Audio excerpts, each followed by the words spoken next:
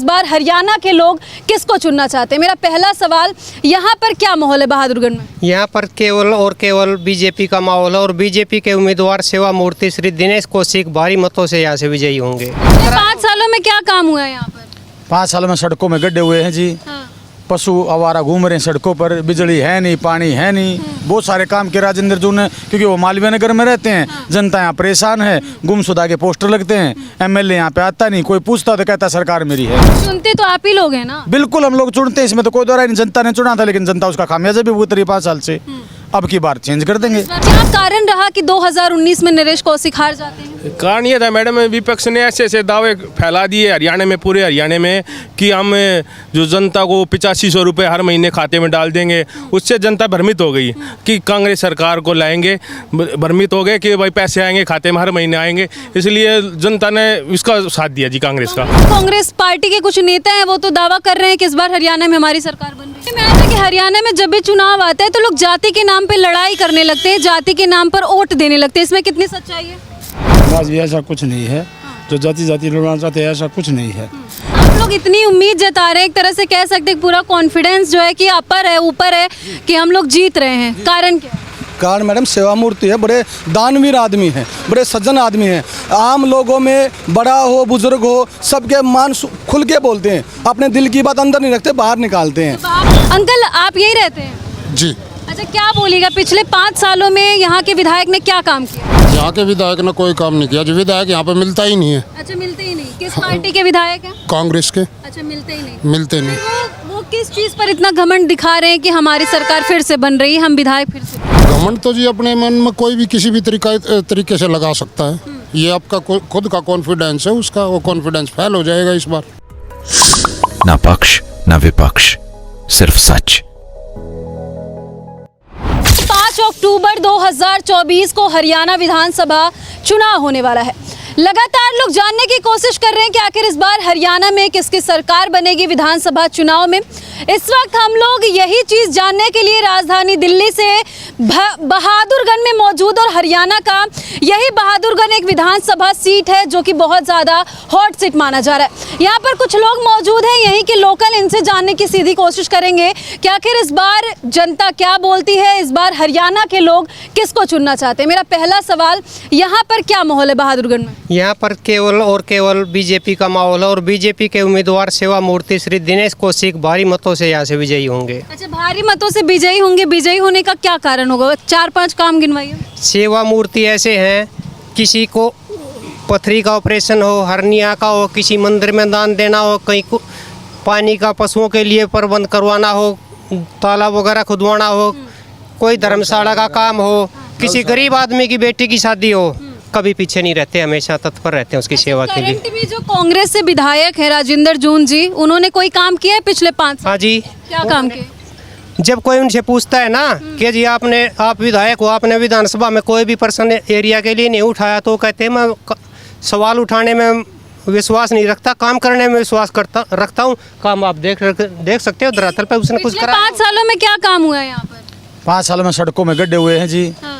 पशु आवारा घूम रहे हैं सड़कों पर, बिजली है नहीं, पानी है नहीं। बहुत सारे काम किए राजेंद्र जू ने, क्योंकि वो मालवीय नगर में रहते हैं। जनता यहाँ परेशान है, गुमशुदा के पोस्टर लगते हैं, एमएलए यहाँ पे आता नहीं, कोई पूछता तो कहता सरकार मेरी है नहीं। चुनते तो आप ही लोग हैं ना? बिल्कुल हम लोग चुनते हैं, इसमें तो कोई दो राय नहीं। जनता ने चुना था, लेकिन जनता उसका खामियाजा भी भुगत रही 5 साल से।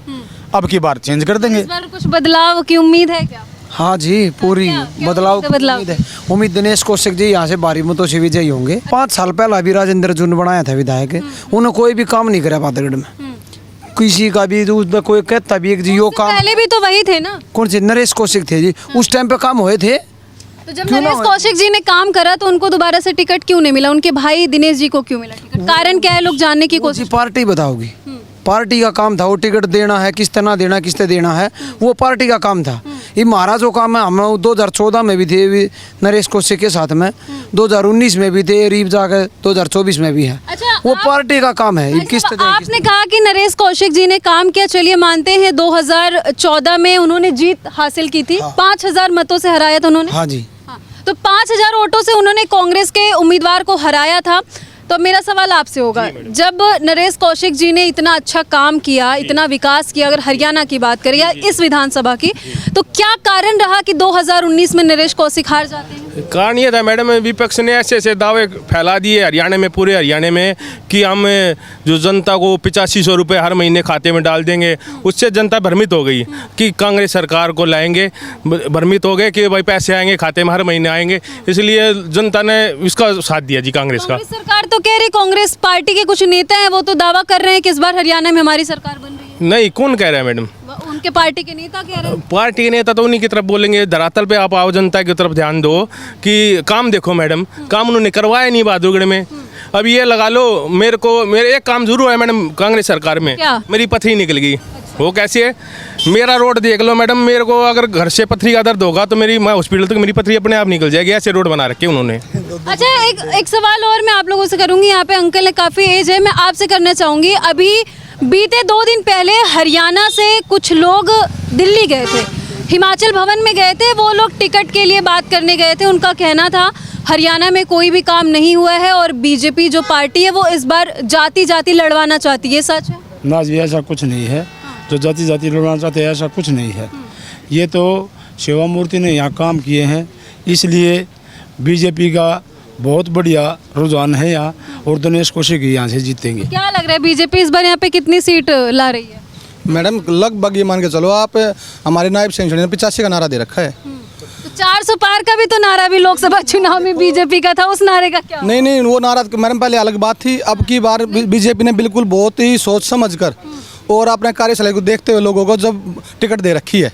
दिनेश कौशिक को बोल 7 बार सर्वे हुआ पार्टी का, और उसके बाद अनुसार टिकट मिली है।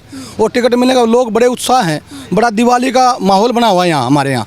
बिल्कुल टिकट मिली है तो हम जीत बिल्कुल सुनिश्चित है हमारी। अच्छा, आप लोग इतनी उम्मीद जता रहे हैं, एक तरह से कह सकते हैं पूरा कॉन्फिडेंस जो है कि ऊपर है कि हम लोग जीत रहे हैं, कारण क्या है? कारण मैडम सेवा मूर्ति है, बड़े दानवीर आदमी हैं, बड़े सज्जन आदमी हैं। आम लोगों में बड़ा हो बुजुर्ग हो सबके मान खुल के बोलते हैं, अपने दिल की बात अंदर नहीं रखते, बाहर निकालते हैं। अंकल, आप यही रहते हैं? जी। अच्छा, क्या बोलिएगा, पिछले 5 सालों में यहाँ के विधायक ने क्या काम किया? यहाँ के विधायक ने कोई काम नहीं किया। जो विधायक यहाँ पे मिलता ही नहीं है। अच्छा, मिलते ही नहीं? किस पार्टी के विधायक हैं? कांग्रेस के। अच्छा, मिलते ही नहीं? मिलते नहीं। वो किस चीज़ पर इतना घमंड दिखा रहे हैं कि हमारी सरकार फिर से बन रही है, हम विधायक फिर से बन रहे हैं? घमंड तो जी अपने मन में कोई भी किसी भी तरीके से लगा सकता है। ये आपका खुद का कॉन्फिडेंस है, उसका वो कॉन्फिडेंस फेल हो जाएगा इस बार। तो हरियाणा में विकास हुआ है या नहीं? हरियाणा में विकास हुआ है। हरियाणा के विकास के क्या नाम, आप रोडों का जाकर सर्वे देख लो, कितने बड़े बड़े काम हो चुके हैं। बहादुरगढ़ से क्या नाम है, वैष्णो देवी तक 6 घंटे का रोड तैयार होने जा रहा है। तो इतने बड़े बड़े विकास क्या नाम कभी कांग्रेस के राज में लोगों ने सोचे ही नहीं थे। तो बहादुरगढ़ विधानसभा सीट पर इस बार किसका कब्जा होने वाला है? दिनेश कौशिक। दिनेश कौशिक का।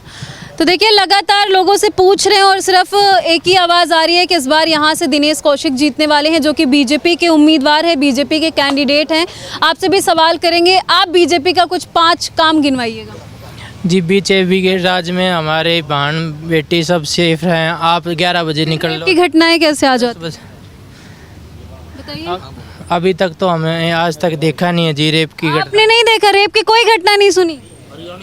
हरियाणा में नहीं है जी, एमपी में है, और जम्मू में है। लेकिन देश की बेटी तो सबकी बेटी है ना? बिल्कुल देश की बेटी सबकी, लेकिन हरियाणा में आपने कहाँ सुनी? बहादुरगढ़ में आपने कहाँ सुनी रेप की घटना? हरियाणा में तो ऐसी घटना होती नहीं मैडम। लेकिन सरकार तो किसकी चल रही है आप सभी को पता है। बीजेपी की चले, लेकिन यहाँ तो ऐसी घटनाएं होती नहीं जो आप जिक्र कर रहे हो मैडम। सारी यहाँ पे महिलाएं सुरक्षित 100% है। तो यहाँ पे किसकी देन है? विधायक जो है उनकी देन है या किसकी देन? अरे मैडम, विधायक यहाँ पे रहता नहीं, सरकार बीजेपी की यहाँ पे।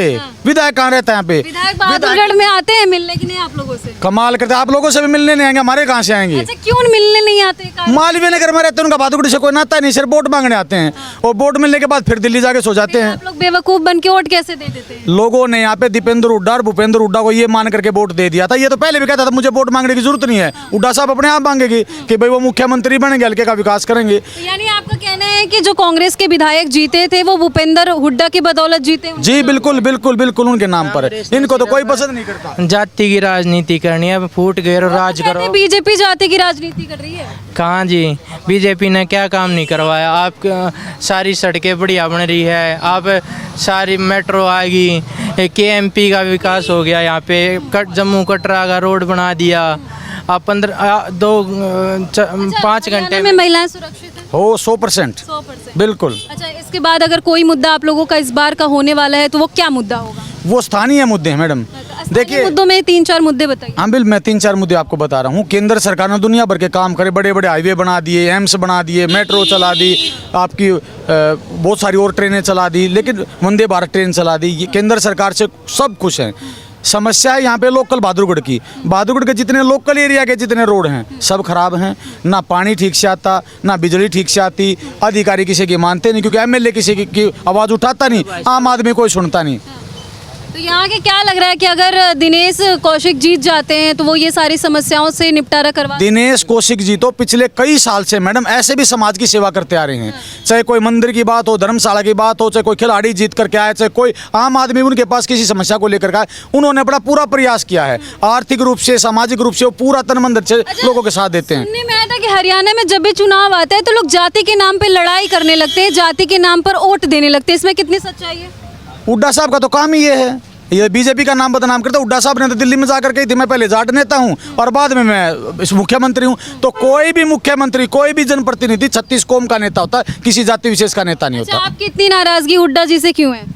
मैडम हुड्डा जी ने झूठ की राजनीति करी है। अभी खिलाड़ियों को देख लो आप, खिलाड़ियों को किस तरीके से यूज किया। मैं उस मुद्दे पे भी आऊंगी। देखिए, हरियाणा के विधानसभा क्षेत्र में आओ और अगर हम विनेश फोगाट या बजरंग पूनिया के बारे में बात ना करें तो शायद ये गलत होगा। हम उस पर भी चर्चा करेंगे।